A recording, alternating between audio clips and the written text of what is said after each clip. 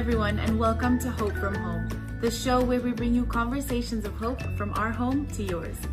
Today, Mateo Chofi speaks with Carlos Garde of Rome Reports and gets an update from Madrid.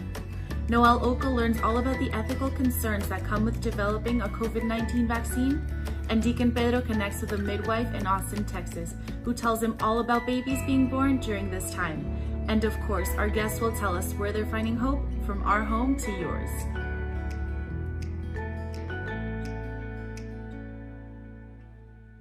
Carlos, thank you for joining us here at Hope from Home. First of all, I would like to ask you, how are you and how's the situation right now? Well, I'm at home, as you can see, working since March 13, and because I'm in Madrid, because when the Spanish government decreed the state of alarm, I was at that time in Spain for working reasons, and I had to stay here as all flights between Italy and Spain were canceled. And I have been working at home from Madrid, but I have discovered how much work one can do from home. But Madrid has been the region of Spain most hit by the coronavirus, because it is the capital of the country and has one of the largest airports in Europe. So it's a place with a lot of traffic of passengers from around the world. And this had led to be one of the cities with more deaths in the world. So to this day, one every 750 people in this region has died from coronavirus. So it's a pretty big number.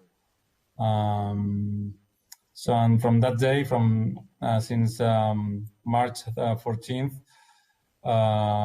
all shops, bars, restaurants have been closed. So for more than 2 months so far. And many of us have been, we have been at home working and doing whatever we can in this situation. You said for sure that you work at home, but I mean, you will be in contact, with the Rome Reports office every day. What I want to ask you, at Rome Reports, how did you cover this emergency? Well, it has been very complicated because we had more work than ever, but in a very difficult working situation. Since we are a television news agency, we have to cover everything that happened in Italy and Rome and the Vatican during these 2 months so far. And it was very complicated because we have more work, but we had to work in complicated situations. And for example, we also had to produce all the programs that we usually produce. For example, the weekly program, The World Seen from the Vatican, which is a weekly TV show that Southern Light Television has been airing since several years ago. So every week you can watch this TV show, and so we had to produce all the programs that we usually produce, and additionally we had to cover all this pandemic and how everything was handled in the Vatican, in Italy, and so yeah, it was complicated, but we managed to do, I think, a good job providing all the people everything that happened during this difficult time. Regarding the office, the life at the office, how did you handle this situation in terms of the newsroom, the public spaces? What did you do about that? Well, to avoid some risks of contagious, we had to divide the office, all the staff in 2 teams.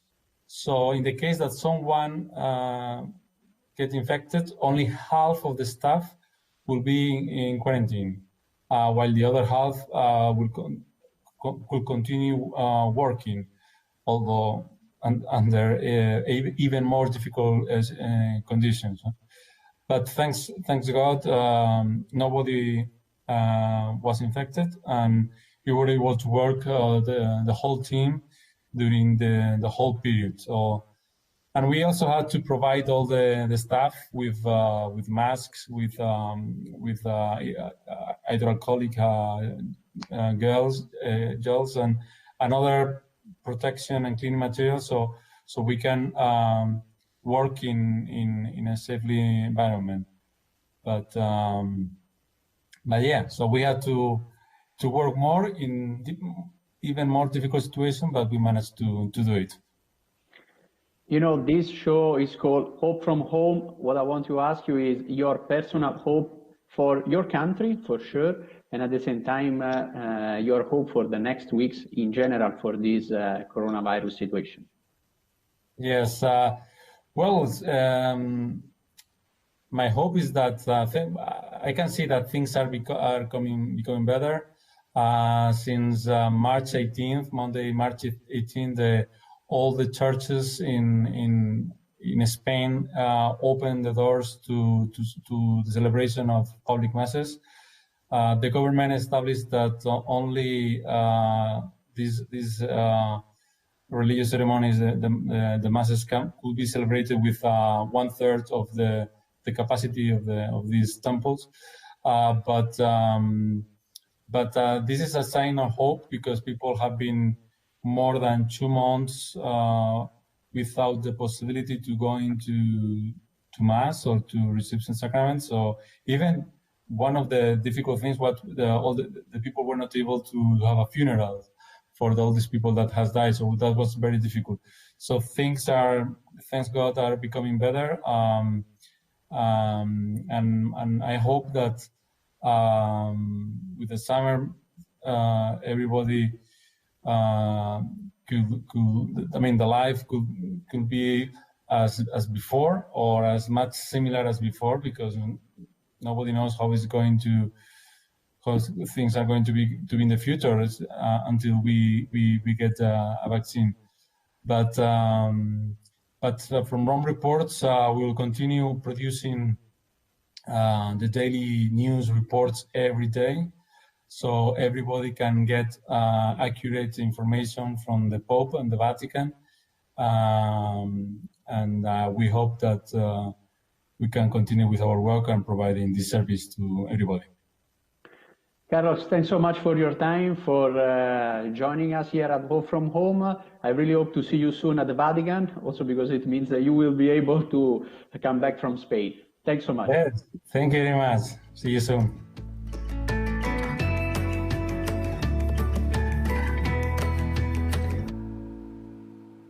Hello, Dr. Bridget Campion. Thanks so much for joining us today for this episode of Hope from Home.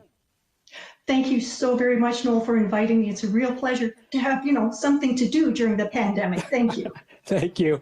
Listen, as a bioethicist with the Canadian Catholic Bioethics Institute, I'm hoping that you can shed some light on the ethical concern that some people have with COVID-19 vaccines being derived from cells of aborted fetuses. In your opinion, Dr. Bridget, how should responsible Catholics think about this?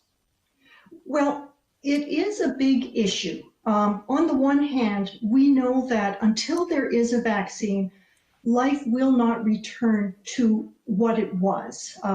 We will have to continue to be vigilant. At any time, we would be moving forward and expanding, but be ready to take it back again if there are further outbreaks. As I say, we will just be in a state of constant vigilance until a vaccine is discovered. And it's a very serious thing. COVID is a very serious thing. We are getting a sense of the lives lost, especially among the most vulnerable members of our communities. Older persons, for instance, in the United States, African Americans are overrepresented among deaths and serious illness. We also know that for the survivors of COVID, life is not easy. And we know that COVID has been, we know theoretically that COVID is devastating to the economy.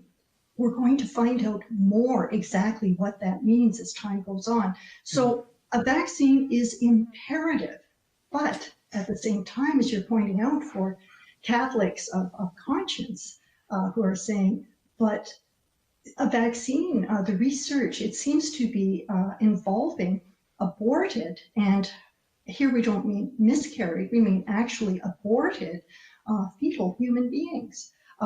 So, you know, is it the case that we have to do an either or? How does a person come down on one side or the other with this? So the issue that you're bringing up is a very, very important one, very important. And if you were asking me, you know, what's a good Catholic to do, basically, well, there are a couple of things to keep in mind. There will be those people who will say, oh, but you know, these abortions happened so long ago. And in many cases, the stem cell lines that have been derived from fetuses who were aborted, these babies were aborted in the 1960s. So this is a very long time ago. And researchers continue to use, and it's not as if these are the only babies who are involved, okay? Scientists continue to use fetal tissue from aborted human beings. So, but we can't just say that, well, it happened such a long time ago, life goes on, and we can't also just say, well, we had nothing to do with the abortion.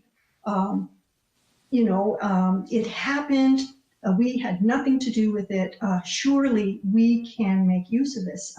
No, we have to understand how evil abortion is. And when I say this, I want to be extremely clear. I would never, ever say that a person procuring an abortion is necessarily evil, because we do not know the circumstances under which a person might be doing this. But the act itself is something very grave and very heinous. So we can't lose sight of that. So what is a good Catholic to do?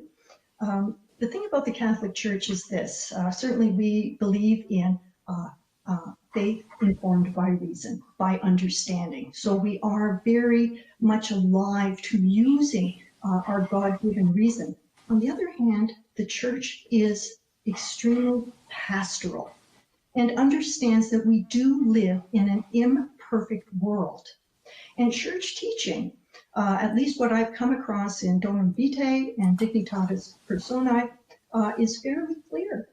For parents, for instance, who wish to vaccinate their children against deadly disease, if there are no other alternatives, then surely it is possible to use those vaccines, even understanding and never losing sight of the evil that abortion is. And it seems to me that this could easily be applied then to COVID-19, because we are looking at children who may need to be vaccinated, older people in long-term care facilities who need to be vaccinated, staff who care for the ill who need to be vaccinated, parents themselves who need to be vaccinated. Mm-hmm. So that's more or less where the Church is right now on it. Okay. Do you think that pro-life advocates should boycott this or any other vaccine derived from the same biological matter? Well, I'm never going to stop anybody from doing what they feel called to do, okay? Mm-hmm. But if you're asking me how I see it, I personally think that we are being called to build the kingdom of God. And I mean that quite literally, building the kingdom of God, which means taking a look at the world in which we have been placed, which is an imperfect world. Remember, like since the earliest times, this has been the challenge for Christians to say, how do we be church in the world? Pretty easy for the earliest Christians. Well, easy, except that they were, being martyred, okay? But fairly easy because it was such a small group. But as the church grew, and as the end of the world did not come, and as the church became more diverse and engaged more with the world, this became an extremely important question. So what do we do now, with COVID-19? and viruses and vaccines. And as I say, we're about building the kingdom. Just a little tangent for a minute here. For about like the last 3 or 4 years, I've been talking about medically assisted dying, medical assistance in dying. You could call it medically induced death if you wish. And the thing is, people have been saying to me, well, Dr. Campion, surely if we had better palliative care, this would not be an issue. And for years, I have been saying, it's got nothing to do with palliative care. It has to do with long-term care. That's the weak link in the chain. The idea that we have a whole system set up where institutions where people are saying, I would rather be dead than be here, okay? And so when we're talking about medical assistance in dying, to my mind, the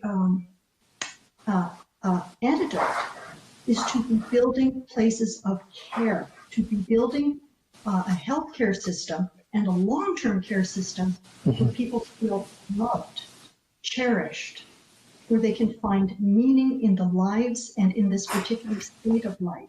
In other words, build the kingdom of God. So when it comes to something like COVID, aborted fetuses, vaccines, we have to be looking at alternatives rather than boycotting. Okay, I have a little joke with a friend of mine. We talk about the importance of making these face masks, right? And I'm telling her now, look, you've made 500 face masks. What we have been working on right now is a vaccine, okay? Like that's the thing that we have to be putting our minds to. We have to look for alternatives.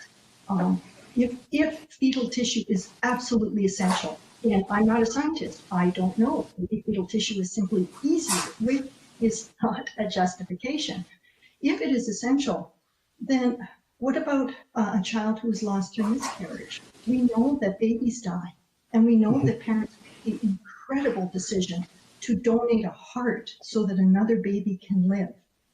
If we believe that this child who has been miscarried, is a child of God, and is it an act of charity then, and not an obligation, but an act of charity to say that, well, if you need fetal tissue, we miss this child that we wish we could have had, but we in all love donate this. And of course, if it turns out that fetal tissue is not absolutely necessary to this, well, for heaven's sakes, let's start looking for alternatives.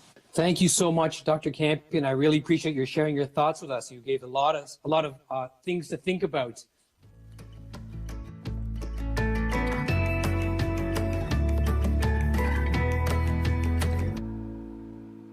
Christine, it's so good to have you in the program with us today. It's so good to see you after so many years. Yes, so nice to see you too.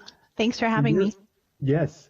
You're a certified midwife. You work in the largest birthing center in North America, correct? The largest freestanding birth center in and North America. Tell us a little bit about what you do. What's a normal day for you at the office? Sure. So I am a staff midwife at the Austin Area Birthing Center. We have 2 locations, and this is primarily for women who are seeking an out-of-hospital birth, and they have to meet a number of parameters. They have to be low risk, and we're constantly doing risk assessment to make sure that this is the right place for them to meet their babies when it's time for labor. We have a pretty low transport rates. I think it's less than 17% in labor would transport to the hospital, usually non-emergent. But we are a staff of about 12 midwives across the 2 centers. We have a couple of lactation consultants and medical assistants. So we do the primary care for pregnant women. So anyone who's expecting a baby, sometimes you might see an obstetrician, sometimes you might see a midwife. Okay. So. Yeah, we had an obstetrician on the show a few episodes ago, and obviously she was talking about hospital. You'd think that with the current crisis, it would be perfect for women to be giving birth at home. Do you also help with home births? So we don't. We're kind of in the middle. There are a number of, in most places you can find home birth midwives as well. We're kind of that interim in between. We have seen a lot of late transfers coming into care for women who would like to avoid a hospital birth during the current conditions. Okay. Tell me a little bit more about that. Are there other adjustments or other I guess, changes that you've seen in the last month because of the crisis? Over the last 2 months, it's almost been a daily change, actually. As things started out, we were like, so how are we navigating this? Initially starting with wearing masks, we're screening our patients when they come in, checking their temp, asking probing questions. We have avoided using the waiting room now. Women are just roomed immediately and brought in to see. The midwife comes in directly after they've had a normal temperature and have passed the screening tests. We're doing a lot of telehealth. So we're primarily seeing women in clinic for their first prenatal visits. When they need to do their glucose testing around 28 weeks. We do a quick little, we call it a flash sonogram to make sure baby's head down around 34 weeks. And then that last month of pregnancy when it is important to be seeing people more frequently. Otherwise, we're doing all of our visits remotely. Okay, so virtually. Yeah. If someone, someone might be pregnant right now watching this, and maybe she's concerned, a little worried. What does a pregnant woman right now need to know about giving birth during this time? Well, there's still a lot of questions, but primarily we've been seeing that women seem to be doing well with pregnancy. There is a high percentage of pregnant women who are testing positive but are asymptomatic. So that's good news in the fact that, even if they have it, they're not, expressing it in the same way that we're seeing in some of the vulnerable populations with the breathing difficulties and things like that. Okay, sorry to interrupt. You mean they're testing positive for the virus?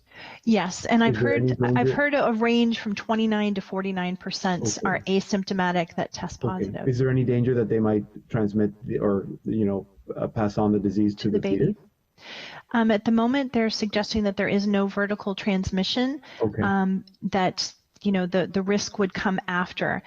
So once baby is born, there might be a possibility for that. So a number of the hospitals are separating mums and newborns in a mom that's positive. Okay. Yeah. Now, Christine, you don't work for a faith-based organization, but you are. Faith is important for you. I know that. Absolutely. How does that influence what you do? How does your faith influence what you do? Well, when I get that call, so our calls are usually a 24-hour call. So if I get a call from a mom in labor, when I get in the car and start driving, my first go-to is a rosary for that family, for that baby, regardless of what faith background they might be. And that, they recognize the inherent value in this beautiful gift of life that they've been given, and that either the parents will bring faith to their child or the child will bring faith to their parents at some point, and God will be, glorified in all of this. But, when I have that opportunity and you see maybe a mom is wearing a cross or maybe they're playing some Christian music, that's an opportunity to kind of open up some conversation and share what I think is really important. I always tell women that I think labor and birth is the closest we can come as women to understanding Christ's passion and death on the cross. He has such dignity for us. God could, with a proverbial snap of his fingers, create an entire population of people. Yet he has the dignity to allow us to participate in this process. And labor and birth is our opportunity to walk Calvary with Jesus. He still gives us these blessed breaks in between the contractions. He respects our human frailty and knows that we can't quite do what he did, but he calls us to part of that. When we can, I think for women who are of faith background, already you can offer your labor for somebody. I always tell people, when they're preparing, start a list, seek out prayer intentions. What do you want to pray for? Offer each contraction. When it comes, you can have your husband say, okay, here's what we're praying for in this contraction. Eventually get to a point where you can't do that. It's just for whatever the contractions are, for whatever the prayer intentions might be. Wow. But, the end result of the cross is new life. And we have that opportunity to share in this gift of giving birth. So the hardest things in life are the most worthwhile. So I always tell people, that this might be the hardest thing you'll ever do, but I promise you it's the most worthwhile thing. When God was condemning Adam and Eve after the fall, he didn't condemn them and say you're going to have to work and it's going to hurt to have a baby because he was just ticked off. He's teaching the value of redemptive suffering.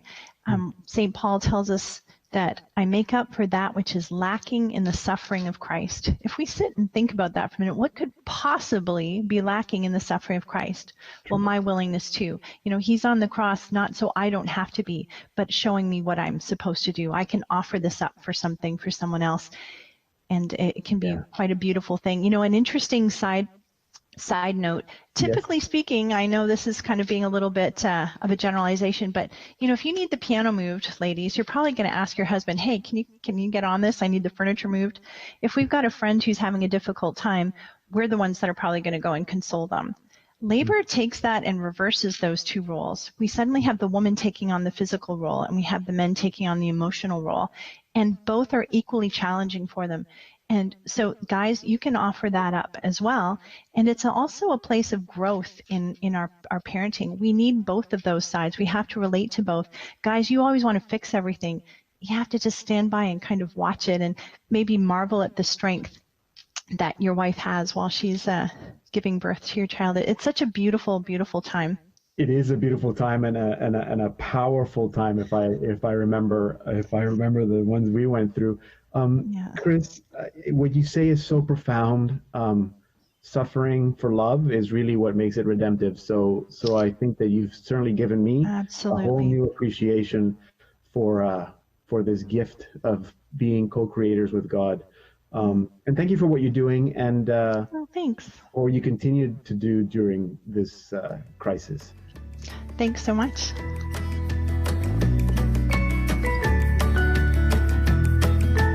And that's all for today. I love hearing our updates from around the world. It's so good to know that churches in Spain are now open. And thank you to Dr. Bridget Campion for giving us all that information about developing vaccines. And I guess there's lots to think about if you're pregnant, but it's good to know that midwives like Christine and all medical professionals are doing everything they can so that everyone is safe. Have you had an experience giving birth in the last couple of months? Tell us about it. Share your comments with us by following Salt and Light Media on all of our social media platforms and commenting with the hashtag #HopeFromHome. If you missed any part of the episode and you'd like to watch it again, you can always visit our website, saltandlighttv.org/hopefromhome. We hope that these stories inspire you to stay positive and remind you that we're all still connected through hope.